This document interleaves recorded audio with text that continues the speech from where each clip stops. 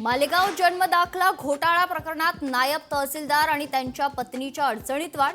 नायब तहसीलदार संदीप धारणकर आणि त्यांच्या पत्नी दीपाली धारणकरांच्या पोलीस कोठडीत सोमवारपर्यंत वाढ। बुलढाणा जिल्ह्यात हुमणी अळीमुळे 331 हेक्टर क्षेत्र बाधित। किडीच्या आणि अळीच्या आक्रमणामुळे सोयाबीन पिकांचं मोठ्या प्रमाणात नुकसान। साताऱ्यातील कोयना धरणाच्या पाणलोट क्षेत्रात पावसाचा जोर। पावसामुळे कोयना नगरचा ओझरडे धबधब्यावर पर्यटकांची मोठी गर्दी। पुण्यातील गोखले नगर भागात गाड्यांची तोडफोड। 3 आरोपींकडून दुचाकी गाड्यांची तोडफोड, वाहनांचं मोठं नुकसान।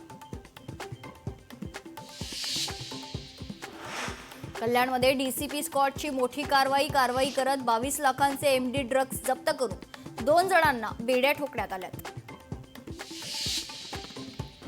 कर्नाटकाचे उपमुख्यमंत्री डीके शिवकुमार यांच्या ताफ्यातील गाडीचा अपघात। चालकाचं नियंत्रण सुटल्यानं अपघातात 4 जण गंभीर जखमी।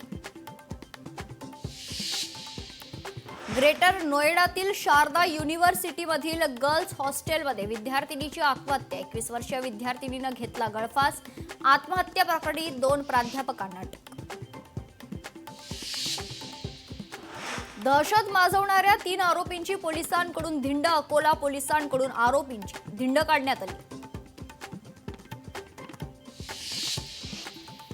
भर रस्त्यात अल्पवयीन मुलीला जिवंत जाळलं। ओडिशाच्या पुरी जिल्ह्यात काळीमा फासणारी घटना। 3 हल्लेखोरांनी मुलीला जिवंत जाळलं। घटनेनंतर 3 आरोपी फरार आहेत। नाशिकच्या आठवडे बाजारात महिलांकडून सोनं साखळीची चोरी। मध्य प्रदेशामधून 2 महिलांना पोलिसांनी अटक केली आहे। पोलिसांकडून पुढील तपास सुरू।